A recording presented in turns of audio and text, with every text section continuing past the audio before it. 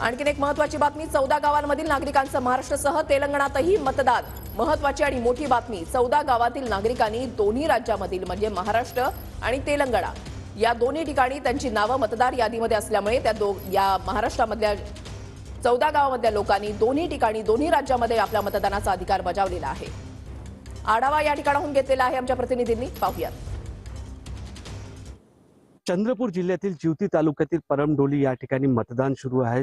वादग्रस्त असलेले 12.5 गाव या ठिकाणी दुसऱ्यांदा मतदान होताना दिसून येत आहे। या ठिकाणी आपण बघू शकतो, हा जो परमडोली गाव आहे या ठिकाणी तेलंगणाच्या आसिफाबाद लोकसभेसाठी मतदान होत आहे। याच ठिकाणी 19 तारखेला देखील मतदान महाराष्ट्राकडून करण्यात आले आणि यावेळी दुसऱ्यांदा या ठिकाणी मतदान होत असल्याचे चित्र दिसून येत आहे। कलेक्टरच्या अनेक प्रयत्न करून पाहिले की येत्या एकचदा मतदान झाले पाहिजे, परंतु तो कुठेही त्याला यश येताना दिसलं नाही। आता सध्या मतदानाला प्रारंभ झाला असून मोठ्या संख्येने मतदार आपल्या मतदानाचे हक्क बजावतात, तेही दुसऱ्यांदा या ठिकाणी मतदानाचे हक्क बजावत असताना दिसून येत आहे।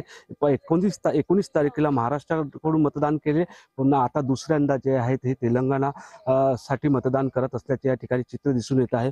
परंतु